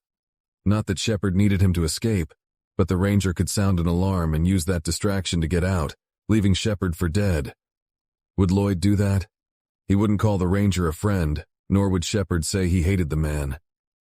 Lloyd had saved Shepard's life several times, but that didn't mean the ranger would use this opportunity to save himself. He shook his head. If Lloyd chose to screw him over, then so be it. Shepard could trust only what he could do. He needed to find a new way out without the ranger's help. Moving toward the stairs, Shepard peeked into each cell. Cell 8 had no one in it.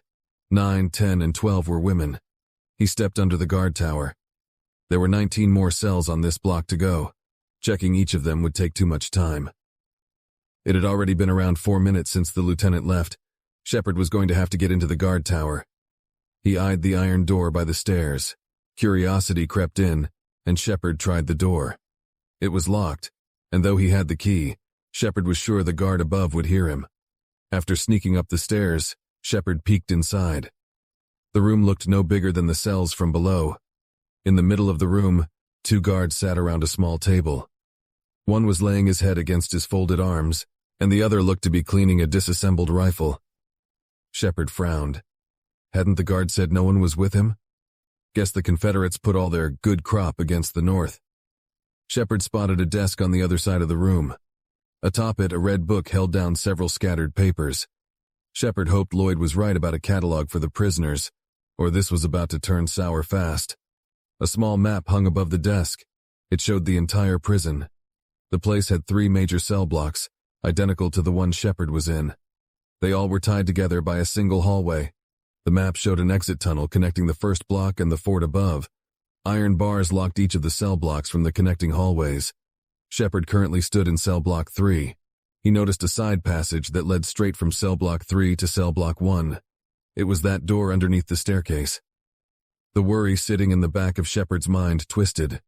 He could leave Lloyd behind.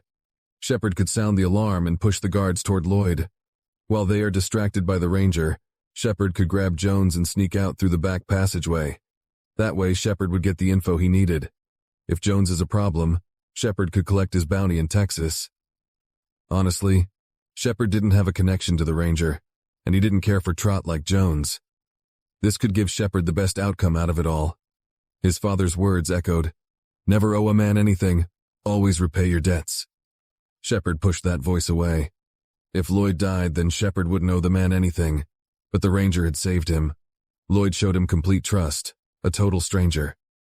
Shepard turned from the thought and set his eye on the 2 guards. Before choosing what to do next, he needed to see if Jones was alive. Shepard readied his blade. The soldier cleaning the rifle sneezed. Shepard dashed in and stabbed the man. He spun to finish the sleeping guard off when he froze. A third unseen man sat in the corner of the room. The soldier's wide eyes met Shepard's. The man broke from shock and stood drawing his pistol. Shepard threw the dagger at the soldier's hand. The gun crashed to the floor along with a few fingers. The guard tossed his chair. Shepard ducked. It missed him but slammed into the sleeping soldier behind. He stirred awake with a slew of curses. Shepard gritted his teeth. He had to end this quickly. Shepard snatched the broken rifle and swung at the man in the corner. The soldier ducked. Shepard dropped the gun and tackled the man to the ground. Pinning him on the floor, Shepard ripped the man's dagger from its sheath and silenced him. The sound of iron leaving leather came from behind Shepard. Instincts took over, and he rolled to the side. A crack of thunder blasted as a bullet nearly met Shepard's head. On the floor, Shepard couldn't reach for his pistol in time. It was caught underneath him. Shepard's eyes saw the gun dropped by the now dead soldier a few feet from him. He scrambled for the revolver. Lightning flashed and the sound of a bullet being fired cracked through the cell block. The guard collapsed to the ground. Shepard cursed as pain whipped up his back. The shot peeled Shepard's back, but at least it didn't go through him. Ears ringing, wounds bleeding, he stood. With those gunshots, Shepard knew he only had seconds to spare. He rummaged through the papers on the desk.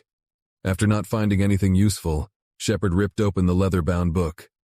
He thumbed the words, Cell Block 3 Prisoners Log, Connor, Cook, Hunter, Jones. Shepard stopped at Jones and read, Prisoner number 35, Philip Jones, Cell 6. Finally, something went Shepard's way.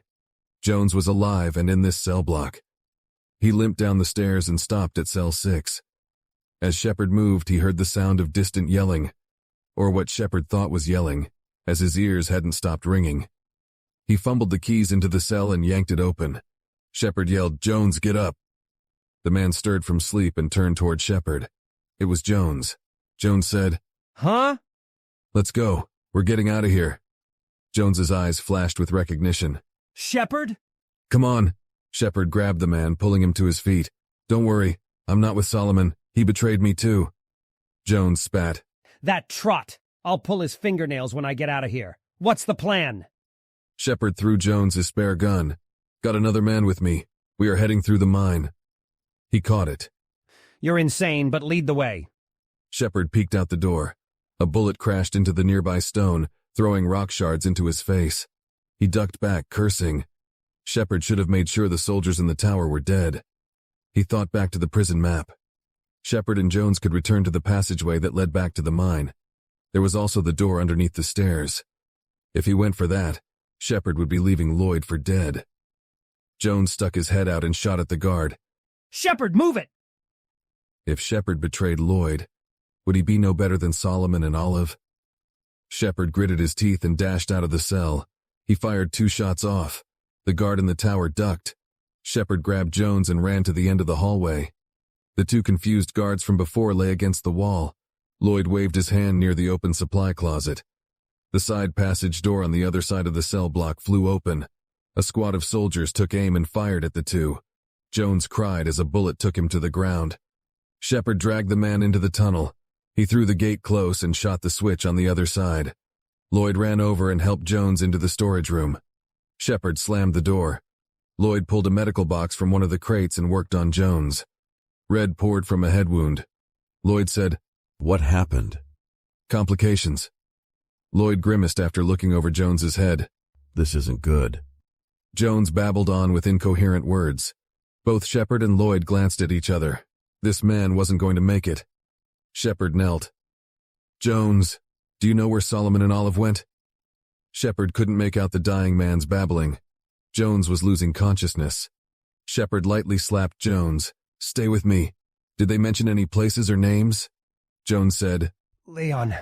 Then he died. Shepard cursed as his only lead bled out on the cold floor. He ran his hand through his hair. Leon? Did he mean Leon County? The River Leon? A person? The only man Shepard knew with that name was Leon Valentine, a man who ran with him, Solomon, and Olive about a year ago. He left for better prospects or something. Would Solomon go to him? Lloyd closed the man's eyes. May the Maker have mercy on your soul. Shepard shook his head. Come on. Let's go down the mine and get out of here. About that. What now? The rotters made it up just behind the door. Even if we got through them and climbed down the shaft, the rest of the horde is still waiting at the bottom. We don't have enough ammo to take on the dead and deal with the soldiers waiting at the lakeside. Shepard shook his head. There isn't any other choice. We can't stay here. Lloyd said, I have an idea. He pointed over to a crate. Uniforms were written on the side of the box. Lloyd continued, We put those on with these. Lloyd held up 2 smog masks. And we walk out of here. Did you get shot in the head too? I know it's a long shot, but I know how they work. Lloyd, this... Shepard, trust me. Shepard clenched his teeth. He knew Lloyd was right about the mine escape, but there was always a chance they could make it through. It was either gambling on disguises or the mine. Who was Shepard kidding? The mine was a suicide run. But could he really trust Lloyd? That was a stupid question. Shepard knew he could, but some part of him wouldn't give in just yet. Shepard heard the muffled sounds of the soldiers working on the tunnel gate. Up to this point, he hadn't trusted the Ranger's judgment. Look where that ended the both of them. If there was a distraction, then it's possible the disguise could work. Worst case, they'd both be shot dead. Shepard shrugged. He's already died once this week. Okay, let's do it your way. Lloyd smiled. About time. But with us being the only two wearing masks, they'd notice. Lloyd frowned. You're right. He sat in thought. Shepard glanced at the box of uniforms again, and an idea came to mind. He unloaded both revolvers and then slashed the paper cartridges at the top. Shepard placed them underneath the stack of heavy coats. When we're ready, I'll stab one rune to start a fire. It should create enough smoke to cause the Confederates to evacuate the prisoners. That's a good distraction. The two threw on enough Confederate clothing to appear like the gray-cloaked soldiers. They stood at the door. Lloyd said, If need, I'll do the talking. Act like your wounds were from a scuffle. Shepard nodded. Then he stabbed one of the Merlot runes at the back of a cut bullet. The rune flashed with fire. He threw the flame into the clothing box. The crate took only a second to burst into a bonfire. Lloyd wrapped Shepard's arm around his neck and pretended to support him. They moved into the hallway. The door Shepard shot earlier looked to have been beaten inward but still stood. He frowned. The soldiers were gone. The door flung open with 4 armed men on the other side of the tunnel. Before they said anything, Lloyd shouted, Fire, fire, get the prisoners out of here now. The soldiers stared at the bellowing smoke and turned, shouting the same words Lloyd said. Shepard and Lloyd limped past the men. The Ranger looked to one of them. 3 men are unconscious in Block 3. Get them out with the prisoners. Without hesitation, they did as Lloyd commanded. Shepard had to give it to the Ranger. He sounded like a military sergeant. They moved past cell block 2 and continued to the first one. The sound of soldiers screaming and confused prisoners mixed with the smoky air. The Confederates raced through the blocks, pushing prisoners out of their cells. Looking at the mental map of the prison, Shepard said, After this tunnel, take a right and head up through a checkpoint. As they made their way through the first cell block, a few soldiers ran into the mine, holding small crystal orbs. Inside the spheres, a miniature ocean sloshed back and forth. They searched around the chaos. Lloyd shouted, Get those extinguishers in the tunnel between cell blocks 2 and 3. The men nodded and dashed into the smoke-filled tunnel. Shepard could hardly believe it. They were going to make it. Shepard and Lloyd limped past a slow-moving line of prisoners and reached the entranceway. A small group of heavily armed soldiers stood by a makeshift checkpoint. They watched the prisoners closely. One of the guards held up a hand as Shepard and Lloyd approached the exit. Shepard cursed. It was that soldier with a nasty scar on his face. He said, What's happened down here? Lloyd said, Several prisoners in cell block 3 escaped. There are casualties and a fire has started in the storage closet between the tunnel connecting cell blocks 2 and 3. We were pursuing the prisoners when they shot at us. Last I saw, they were headed into the mines before the fire started. Scarface nodded. Get to the medic. He stopped. Scarface squinted at Shepard. Where's your name badge? Lloyd froze. Shepard cursed under his breath. What was he going to do? Shepard's eye glanced at Scarface's rifle. He could snatch the gun and shoot the man, but many soldiers surrounded him and Lloyd. Even as fast as Shepard was, he knew that would be suicide. Shepard glanced at Lloyd. The Ranger asked to trust him, but every part of Shepard urged him to grab that rifle. Shepard clenched his teeth. Lloyd, you better know what you're doing. After a second of silence, Lloyd shifted his tone to sound like a military sergeant. We don't have time for this, Corporal. We have several escaped prisoners, a fire growing out of control, and possibly a brewing riot on our hands. Get moving now. It will be on your head if this falls to a disaster. Scarface straightened. Yes, sir. He pulled some of the guards around them and moved into the mine. Lloyd chuckled. Grunts are the same anywhere you go. Shepard gawked. He couldn't believe that actually worked. With even more bewilderment, Shepard and Lloyd walked right out of the fort. Every soldier was being pulled into the mine to help with the fire and evacuation.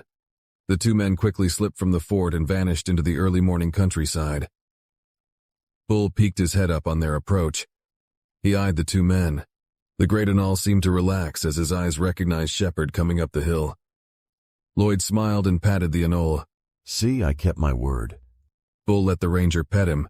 Shepard grabbed his gear and threw on his gun belt. He patted the familiar gun. Then Shepard handed Lloyd his gear. The two men sat momentarily, letting the night's event finally settle. Lloyd said, "Sorry about Jones." Shepard shrugged. "I'm not going to shed a tear for that man, but I wish I'd learned more than the name Leon." He glanced back to the fort. Shepard couldn't see much detail but could make out smoke pouring from the mine's entrance. "You think we can still get the money for his bounty? I still owe you that." Lloyd shook his head. "You don't owe me nothing, Shepard." "It's for me." Lloyd sighed. "I might be able to work something out, though the closest ranger's office is in Sherman." Shepard said, "You think it's best to head out now?" Lloyd stood and slung his rifle over his shoulder. "It'll take them around 2 hours to figure everything out." "Lead the way."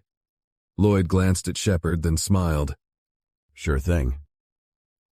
The trek back to Texas was longer than expected. Lloyd took them on several loops through and around the thicks and patches of grasslands to throw off any would-be trackers. After 2 days of travel, the men came upon the Red River. Shepard's remaining good eye watched the ranger step around a few trees. The sounds of the raging murk echoed from the small canyon. Lloyd glanced down the canyon to the river below. He studied the wall for a while. Shepard felt his chest tighten. His mind flashed that painful memory to mind. This place resembled where Shepard was nearly murdered. The faces of Solomon, Olive, and Luis came to view. He gripped Bull's reins tight. Lloyd pointed down the cliff face. "It'd be faster if we head down from here and make our way to the ferrymen." Shepard eyed Lloyd. The ranger turned around and met his gaze. Shepard imagined the entire scene of the betrayal. Lloyd in place of Shepard, and he in place of Solomon. How could a man betray a friend? Was it for the lust of a woman, for power, for money? And when you got it, was it worth burning the bridges? Shepard sighed. He was getting too deep. Lloyd said, "I'll go first, see if the rocks will support my weight." Shepard shook his head. "I'll go with Bull." Lloyd shrugged. "Suit yourself. Don't cry if you two eat sand." Lloyd stood at the front door to the ranger's office. He kicked the dust off his boots. Lloyd was never a fan of Sherman. It seemed like something always turned up bad every time he rode in, and Lloyd always found himself right in the middle of it. His newfound friend Shepard chose to stay outside, saying something like, "People might know me here." Lloyd didn't pry, but he could guess the man's past. Wouldn't blame him for being cautious. After all, Lloyd came from that bloody trail too. Now all he had to do was pull that ragged hound off the death path Shepard walked. Lloyd chuckled. "Something only you can do, Lord." He stepped into the ranger's office. The entrance had nothing special going for it. Same old bounty task board, a few boring offices, and a front desk. Lloyd spotted John Fale stepping out from one of the offices. He was reading a few papers. The two men tipped their hats as they passed. Lloyd stood at the front desk. Behind it sat a plump woman, Mrs. Decker. Lloyd told her the short version of his small detour into the territories and about the remains of Philip Jones. Lloyd said, "So, no reward?" Mrs. Decker said, "Sorry, Lloyd. Without confirmation of the body, I can't give anything out." "I get it."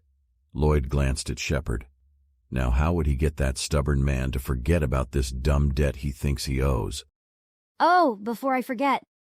Mrs. Decker reached from under the table. She pulled out a bag of Republic scales. "Here's your monthly payment." Lloyd fumbled through the money. He counted 5 golden scales. Lloyd nodded to Mrs. Decker. "Thank you, ma'am." Lloyd pulled out one of the scales and pocketed it. He stepped into the sun-bleached town and turned to Shepard. They only gave around a half for Jones. Lloyd threw Shepard the bag of money. Shepard scowled. "I see." "Well, what are you going to do now?" Shepard counted the scales. "Don't know. I have to figure out what Leon is. I might head west." Shepard took out 2 golden scales and handed them to Lloyd. Lloyd frowned. "Still on this?" "A man is owed his due." Lloyd reluctantly took the money. "Listen, Shepard, if you're looking, the Texas Rangers would take you in." Shepard pocketed the money. "I'll think about it." He mounted his Great Anole and then nodded once to Lloyd. "See you around, Ranger." Lloyd tipped his hat. See you around, kid. Thank you for taking the time out of your busy schedule and listening to Crossing Red River, Tales from the Fantasy West, Book 1. I hope you enjoyed the ride, and see you next time. If you liked what you heard, consider subscribing, leaving a comment, and leaving a like on the video. If you want to support me, consider visiting the Amazon page below and purchasing an ebook copy of Crossing Red River. Make sure to leave a review. Sincerity, Samuel S. Chase.